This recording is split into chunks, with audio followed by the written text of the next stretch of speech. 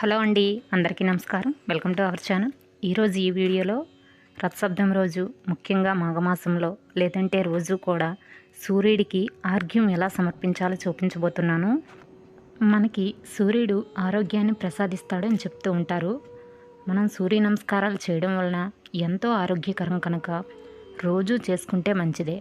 అలాగే ఆర్ఘ్యం కూడా సమర్పించడం చాలా మంచిది. సూర్యుడికి ఇలానే కాకుండా దోసెడితో నీళ్ళు సమర్పించిన ఆర్ఘ్యం సమర్పించినట్లే.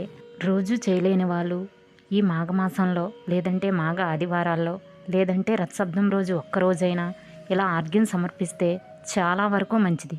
దైవపరంగా కాకుండా సైంటిఫిక్గా కూడా సూర్య నమస్కారాలు చేయడం చాలా మంచిది. ఇలా సూర్య నమస్కారాలు చేయడం వలన మనకు తెలియకుండానే మన ఆరోగ్యం మెరుగుపడుతుంది. సూర్యుడికి రోజు ఆర్ఘ్యం సమర్పించి సూర్య ఆరాధన చేయలేకపోవచ్చు, కానీ దోసెడితో నీళ్ళు సమర్పించైనా సూర్య ఆరాధన చేసుకోవచ్చు. మనకి భౌతికంగా తల్లిదండ్రులు ఎలా అయితే ప్రత్యక్ష దైవాలో, అలాగే సూర్య భగవానుడు కూడా మనకి ప్రత్యక్ష దైవమే. సూర్యుడికి ఎలా ఆర్ఘ్యం సమర్పించాలో ఈ వీడియోలో చూపించబోతున్నాను.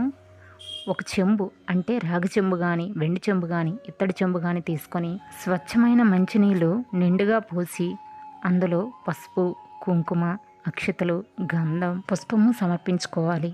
అలాగే నైవేద్యంగా చిన్న పటిక బెల్లం చిప్స్ కూడా వేసుకుంటే మంచిదే. ముఖ్యంగా రథసప్తమి రోజు ఇలా సూర్యుడికి ఆర్ఘ్యం సమర్పిస్తే ఎంతో మంచి ఫలితం లభిస్తుంది. అనారోగ్య సమస్యలు ఉన్నవాళ్ళు ముఖ్యంగా రోజు సూర్య నమస్కారాలు చేయడం వలన వారి అనారోగ్యం కొంతవరకు మెరుగుపడుతుంది. అలాగే ఎప్పుడూ ఇంట్లోనే ఉండిపోవడం వలన కూడా మనకి అనారోగ్య సమస్యలు వస్తూ ఉంటాయి. ఇలా పొద్దున్నైనా సూర్యుడి దగ్గరికి వచ్చి సూర్యారాధన చేసుకోవడం వల్ల మన అనారోగ్యం కొంతవరకు మెరుగుపడుతుంది. అలాగే మనకున్న జడ్డితనం కూడా పోతుంది. ఈ మాఘమాసం సూర్యుడికి చాలా ప్రీతికరమైన మాసం.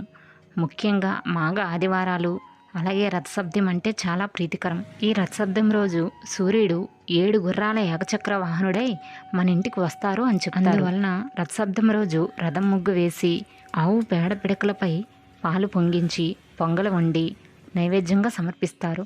చిక్కుడుగాయలతో రథం కూడా చేసి పూజలో పెట్టుకుంటారు.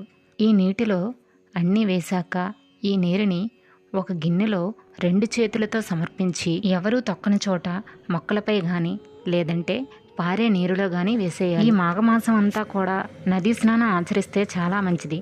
నదిలోనే సూర్యుడికి ఆర్ఘ్యం సమర్పిస్తే ఇంకా మంచిది. రథసప్తమి రోజు జిల్లుడాకులు, రేగుపళ్ళు తలపై పెట్టుకొని నదీ స్నానం ఆచరిస్తారు. మాఘమాసంలో అలాగే రథసప్తమి రోజు చేసే పనులన్నీ, పూజలన్నీ ఆరోగ్యం కోసం చేసేవే. ఎవరైతే అనారోగ్యంతో బాధపడుతూ ఉంటారో వారు గోధుమల దీపం సూర్యుడికి చాలా ఇష్టం.